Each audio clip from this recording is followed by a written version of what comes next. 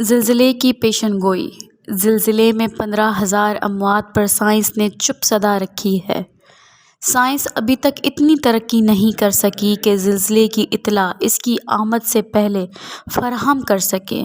پہلی بار ہوا ہے کہ ایک سولر سسٹم جیومیٹری کے ماہر فرینک ہوگر بیٹس نے 3 دن پہلے یعنی 3 فروری کو ٹویٹ کیا کہ فوری طور پر یا کچھ دنوں بعد 7.5 شدت کا ایک زلزلہ ترکی، اردن، شام اور لبنان میں تباہی مچا دے گا، جس کے سبب زلزلوں کے متعلق پیشن گوئیاں کرنے والے سائنسدان سر پکڑ کر بیٹھ گئے۔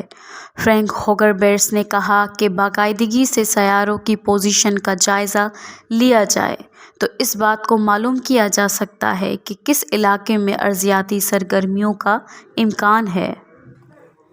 میرے لڑکپن کے دوست نظریات بھی اکثر ستاروں کو دیکھ کر پیشن گوئیاں کرتے رہتے ہیں، مگر ان کے دادا کا ایک واقعہ میاں والی میں بہت مشہور ہے کہ 1935 میں ایک شام انہوں نے تمام احباب اور گھر والوں سے کہا کہ اللہ کی عبادت کرو اور گناہوں کی معافی مانگو، ممکن ہے ہماری دعاؤں سے آنے والی قدرتی آفت ٹل جائے۔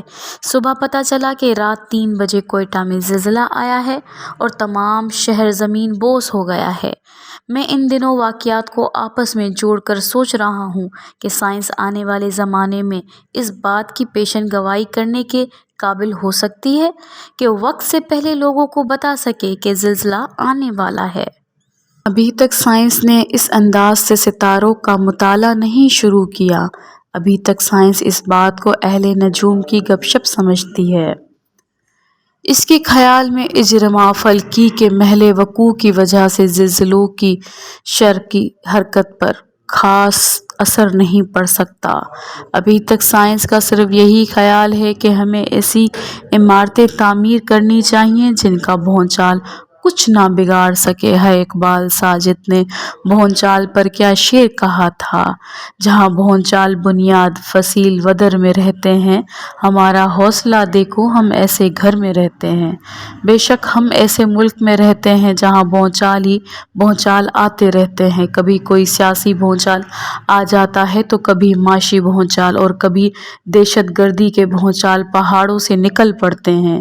بید الحیدری یاد آ گئے: بھونچال میں کفن کی ضرورت نہیں پڑی، ہر لاش نے مکاں کا ملبہ پہن لیا ہے۔ ہمیں سائنس سے کوئی علاقہ نہیں۔ ہم نے تو اس بات پر کبھی غور نہیں کیا کہ ساری دنیا کو وقت سے پہلے سیلابوں کی آمد کا پتہ چل جاتا ہے اور وہ جہاں تک ممکن ہوتا ہے لوگوں کی زندگیاں محفوظ بنا لیتے ہیں۔ سوائے ہمارے گزشتہ سیلاب سے 1 مہینہ پہلے میں نے اپنے قلم میں بین الاقوامی ماہرین کی رپورٹ پیش کر دی تھی کہ پاکستان میں انتہائی خوفناک سیلاب آنے والا ہے، مگر کسی نے بھی توجہ نہیں دی تھی۔ جیولوجیکل سروے کے مطابق زلزلے کے وقت اور تاریخ، مقام اور شدت کی پیش گوئی ابھی تک ممکن نہیں۔ وہ چاند سے نکلنے والی شعاعوں کے زمین کی سطح اور سمندر کی لہروں پر اثرات سے آگے نہیں بڑھ رہے۔ سائنسدانوں نے اس سلسلے میں اپنی کوشش جاری رکھی ہوئی ہے۔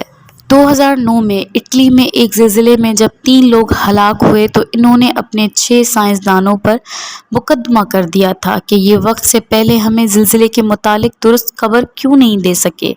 یہ مقدمہ 7 سال تک چلتا رہا، پھر انہیں بری کر دیا گیا۔ اس کے بعد سائنسدانوں نے زلزلوں کے متعلق پیشن گوئیاں کرنے میں بہت محتاط ہو گئے۔ ہمارے یہاں ہر 7-8 سال بعد ایک خوفناک سیلاب آ جاتا ہے، مگر ہم نے کبھی اپنی ڈیزاسٹر مینجمنٹ اتھارٹی سے کچھ نہیں پوچھا۔ پرانے زمانے میں جانوروں کے غیر معمولی رویے سے اندازہ لگایا جاتا تھا کہ زلزلہ آنے والا ہے۔ سائنسدانوں نے اس پر بہت کام کیا ہے کہ زلزلے سے کچھ دن پہلے جانور کیوں اس جگہ سے بھاگ کھڑے ہوتے ہیں جہاں زلزلہ آنا ہوتا ہے۔ مینڈک سب سے پہلے وہ جگہ چھوڑتے ہیں۔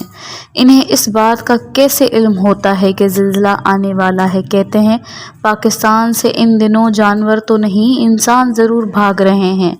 زلزلے سے پہلے جانوروں میں بے چینی اور غیر معمولی رویے کا مشاہدہ کرنے والوں کا خیال ہے کہ جانور کی زمین کے ساتھ کوئی جڑت ضرور ہے جس کا سائنس ابھی تک کھوج نہیں لگا سکی۔ زلزلے سے پہلے تباکری گیسز کے اخراج کے متعلق بھی رپورٹس موجود ہیں، مگر اس پر بھی خاطر خواہ کا کام نہیں ہوا۔ بڑے زلزلے سے پہلے اکثر معمولی جھٹکے بھی لگتے ہیں۔ مذہبی نقطہ نظر سے زلزلے وہاں آتے ہیں جہاں انصاف ختم ہو جائے۔ ایک روایت ہے کہ حضرت عمر رضی اللہ تعالیٰ عنہ کے زمانے میں بھی زلزلہ آیا۔ انہوں نے زمین پر ایڑی ماری اور فرمایا، اے زمین تو کیوں ہلتی ہے؟ کیا عمر نے تیرے اوپر عدل قائم نہیں کیا؟ اور زلزلہ رک گیا۔ اطلاعات یہی ہے کہ پاکستان میں بھی زلزلے کا خدشہ ہے کہ حکمران عدل قائم نہیں کر پا رہے۔